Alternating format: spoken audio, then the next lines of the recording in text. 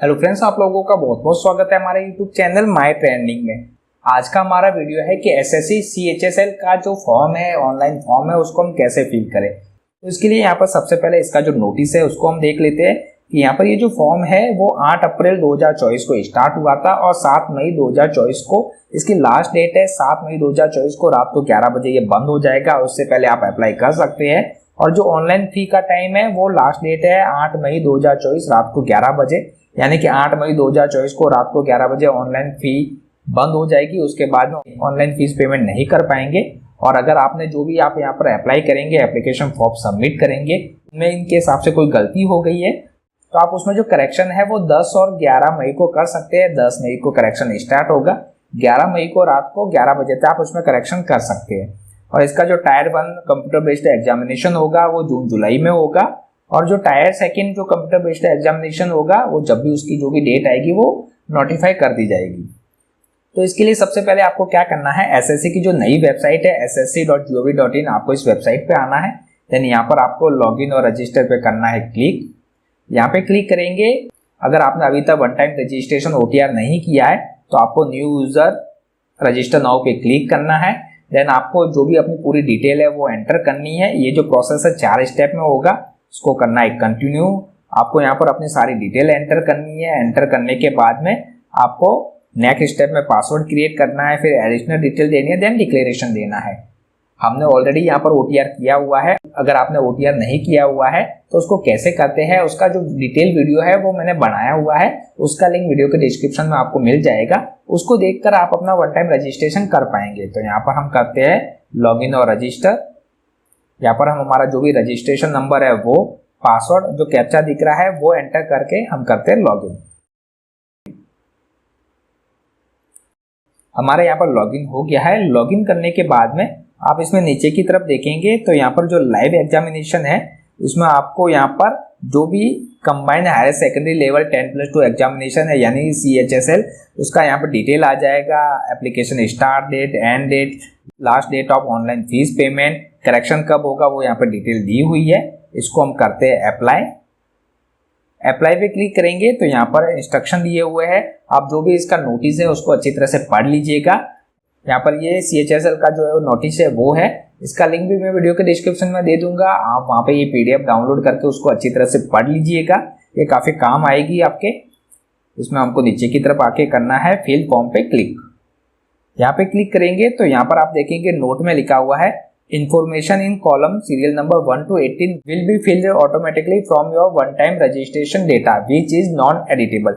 यानी 1 से 18 तक सीरियल नंबर का जो डेटा है वो आपका OTR यानी वन टाइम रजिस्ट्रेशन जो आपने किया है उनसे यहाँ पे लिया गया है, जिसको आप यहाँ पर एडिट नहीं कर सकते। तो यहाँ पर हम नीचे की तरफ आएंगे तो आप यहाँ पर देख रहे होंगे सीरियल नंबर 18 तक हमारा जो डेटा है वो ऑटोमेटिकली आ गया है, जो नॉन एडिटेबल है। इसको हम करते हैं नेक्स्ट। ओके, नेक्स्ट करेंगे तो यहाँ पर एजुकेशन डिटेल हमको एंटर करनी है। जो भी आपका हाईएस्ट एजुकेशन क्वालिफिकेशन है वो आप यहाँ से एंटर कर दीजिए। हाईएस्ट एजुकेशन क्वालिफिकेशन सिलेक्ट करने के बाद में नेक्स्ट है क्वालिफाइंग एजुकेशनल क्वालिफिकेशन। तो जो भी detail of qualifying education qualification है वो हमको एंटर करना है।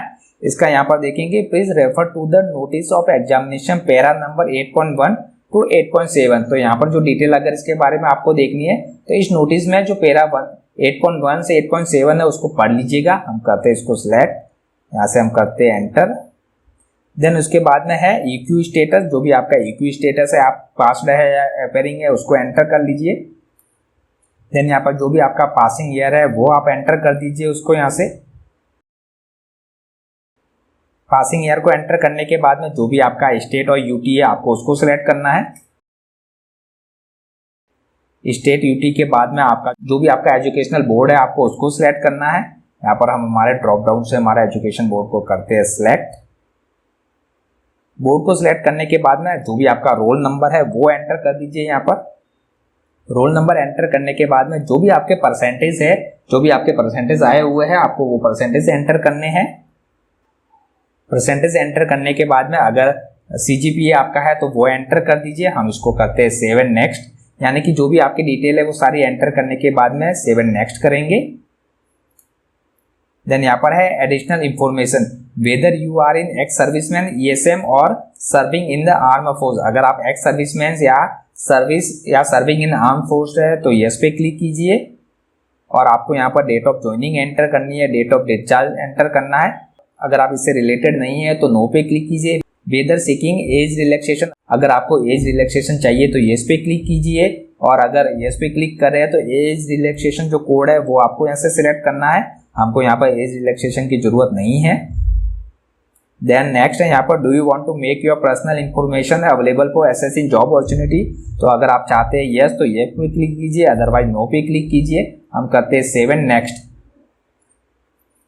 ओके, अब यहाँ पर आगे एडिशनल इंफॉर्मेशन सेकंड, जो भी आप प्रेफर करते हैं एग्जामिनेशन सेंटर को वो एंटर करना है। यहाँ पर आपको टोटल 3 एंटर करने हैं।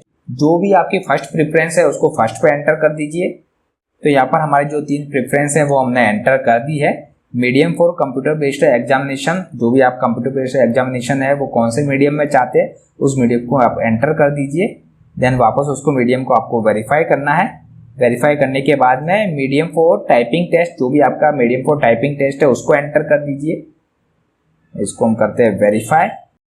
देन यहाँ पर है are you a person with benchmark disability 40% और more in the category of blindness, तो यहाँ पर हम कोई भी एंटर नहीं कर पाएंगे क्योंकि जो हमने OTR किया हुआ है उसमें ऑलरेडी हमने बेंचमार्क डिसेबिलिटी को नो सेलेक्ट किया हुआ है कि ऐसा कोई भी इशू नहीं है हमको। देन यहाँ पर do you have a physical limitation to write as a para 7.2 और 7.3 of the notice certificate to this effect from competent authority as per format F annexure Annexer I8 to the notice of examination would be required at the time of examination। तो यहाँ पर ऐसी हमको कोई भी requirement नहीं है, तो हम यहाँ पे नो पे क्लिक करते हैं। तो यहाँ पर आप देखे होंगे जहाँ पर भी हम फॉर्म फिलअप कर रहे हैं तो यहाँ पर पैरा लिखा हुआ है, तो आपको ये जो नोटिस है उसमें ये सारे पैरा मिल जाएंगे। तो आप एक बार इस नोटिस को अच्छी तरह से पढ़ेंगे तो आपको जरूरी इंफॉर्मेशन मिल जाएगी। फॉर्म फिलअप करें उससे पहले ये पूरा नोटिस पढ़ लीजिएगा तो वो आपके लिए ज़्यादा बेटर होगा। Then next है whether 12th standard pass in science stream with mathematics as a subject from a recognized board or equivalent, यानी कि अगर आपने जो 12th स्टैंडर्ड साइंस में विद मैथमेटिक्स सब्जेक्ट के साथ में पास की है, अगर की है तो यस पे क्लिक कीजिए, अदरवाइज नो पे क्लिक कीजिए और कीजिए save and next. Okay, save and next पे क्लिक करने के बाद में यहाँ पर है अपलोड फोटोग्राफ एंड सिग्नेचर, तो आपको अपना फोटोग्राफ और सिग्नेचर यहाँ पर अपलोड करना है। तो उसके लिए आपको क्या करना है, यहाँ पर कैप्चर लाइव फोटो पे क्लिक करेंगे। आपका जो भी लैपटॉप का वेबकैम है वो ओपन हो जाएगा, आप उसके थ्रू कर सकते हैं। तो इसको हम करते हैं कैप्चर। तो यहाँ पर फोटो हमने कैप्चर कर दिया, इसको हम करते हैं सेव। यहाँ पर हमारा फोटोग्राफ यहाँ पर आ गया है।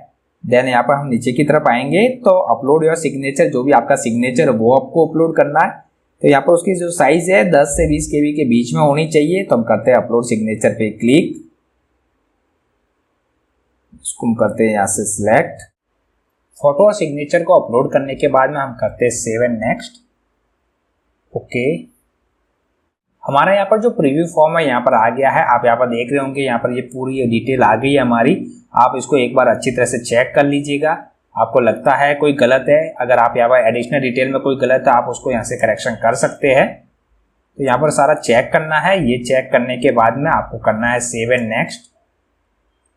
सेव एंड नेक्स्ट करेंगे तो यहाँ पर है डिक्लेरेशन, तो आपको यहाँ पे आई एग्री पे करना है क्लिक।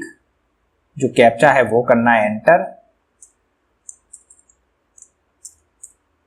देन इसको करना है सेव एंड नेक्स्ट। तो यहाँ पर आ गया है form received successfully, content verification pending. तो यहाँ पर है गो टू डैशबोर्ड और मेक पेमेंट। तो आप यहाँ पर नेक्स्ट आपको मेक पेमेंट पे करना है क्लिक। 100 रुपए का ऑनलाइन पेमेंट करना है, हम करते हैं पे। तो यहाँ पर पेमेंट करने के लिए अलग अलग ऑप्शन आपको मिल जाएंगे। आप net banking, card, other payment जो भी यूपीआई के थ्रू करना चाहते हैं तो आप यहाँ पर जैसे यूपीआई के थ्रू करना चाहते हैं यूपीआई पे क्लिक करेंगे। यूपीआई पे क्लिक करने के बाद में यहाँ पर है please select VPA UPI ID और क्यूआर कोड। तो अगर आप क्यूआर कोड पे क्लिक करते हैं तो यहाँ पर क्यूआर कोड आ जाएगा। आप उसको स्कैन करके 100 रुपए का पेमेंट करके आपने इस फॉर्म को कंप्लीट कर सकते हैं। यहाँ पर हम हमारी यूपीआई एप्लीकेशन के थ्रू पेमेंट को करते हैं कंप्लीट। तो यहाँ पर मैंने मेरी जो फोन पे की एप्लीकेशन है उसके थ्रू पेमेंट को कर दिया है। थोड़ी देर में यहाँ पर वो रिफ्लेक्ट भी हो जाएगा। ये आ गया है your transaction status is success okay, यानी हमारा जो पेमेंट का प्रोसेस है वो यहाँ पर कंप्लीट हो गया है।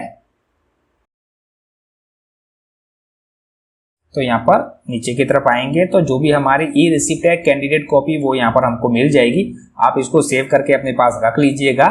यहाँ पर आप प्रिंट पे क्लिक करेंगे तो जो भी आपकी रिसिप्ट है वो यहाँ पर डाउनलोड हो जाएगी पीडीएफ फॉर्मेट में। तो यहाँ पर हमारी जो रिसिप्ट है वो डाउनलोड हो गई है, इसको हम करते हैं ओपन। जो रिसिप्ट है वो यहाँ पर आ गई है। हम यहाँ पर करते हैं कैंडिडेट डैशबोर्ड, देन यहाँ पर हम नीचे की तरफ आएंगे तो करते हैं हम माई एप्लीकेशन। आप यहाँ पर देख रहे होंगे हमारी जो एप्लीकेशन जो हमने फॉर्म फिलअप किया वो आ गया है। एप्लीकेशन स्टेटस हम करें तो हमारा जो भी एप्लीकेशन का स्टेटस है वो यहाँ पर आ जाएगा। तो इस प्रकार अगर आप भी एसएससी का जो combined higher secondary level 10+2 examination है उसके लिए ऑनलाइन अप्लाई करना चाहते हैं तो इस प्रकार बहुत ही आसानी से आप कर सकते हैं। अगर आपको ये वीडियो हमारा अच्छा लगा तो प्लीज हमारे चैनल को सब्सक्राइब कीजिए, वीडियो को लाइक कीजिए, कमेंट कीजिए, शेयर कीजिए। Thank you very much.